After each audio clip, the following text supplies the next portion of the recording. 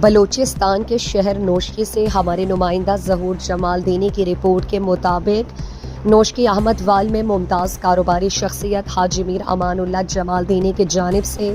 جمال دینی ہاؤس میں جمال دینی قبیلہ کے طائفہ کرمزئی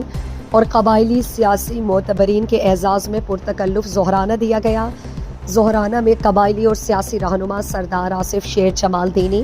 حاجی میر حیات خان جمال دینی، ایم پی اے نوشکی حاجی میر غلام دستگیر بادینی، سردار سہرس خان جمال دینی، حاجی میر قدرت جمال دینی، حاجی میر مراد بادینی، حاجی جہانگیر جمال دینی، حافظ فرید احمد مینگل، سردار ظاہر خان ماندائی، غلام حیدر سملانی، حاجی میر رسول خان بادینی، صاحبزادہ آغا عبید اللہ شاہ، میر عبدالکریم ماندائی، ٹکری مولا بخش جمال دینی، ٹکری حاجی شفیع جمال دینی، چیئرمین میر اورنگزیب جمال دینی،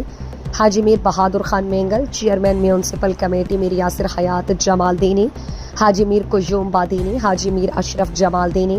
حاجی میر جنید جمال دینی، میر شبیر جان مینگل، حاجی الیاس جمال دینی، سردار محمد آصف زرگر مینگل، سردار چنگیز مینگل، سردار اسحاق مینگل، بابو محمد حسن جمال دینی، آغا مرئی، حاجی حنیف جمال دینی، حاجی نعیم جمال دینی سمیت ہزاروں افراد نے شرکت کی۔ تقریب دعوت تعام سے سردار آصف شیر جمال دینی، ایم پی اے حاجی میر غلام دستگیر بادینی، حاجی میر حیات خان جمال دینی، میر خورشید جمال دینی، سردار آصف مینگل، سردار نجیب سنجرانی، ایڈوکیٹ میر عاقل خان بادینی، مولانا نجیب اللہ نے خطاب کرتے ہوئے دونوں قبائل کے سرکردہ رہنماؤں کو پرامن تصفیہ پر مبارکباد پیش کی۔ انہوں نے کہا کہ دونوں قبائل نے مزید خون ریزی کا خاتمہ کر کے تاریخی فیصلہ کیا جس پر دونوں قبائل کے سرکردہ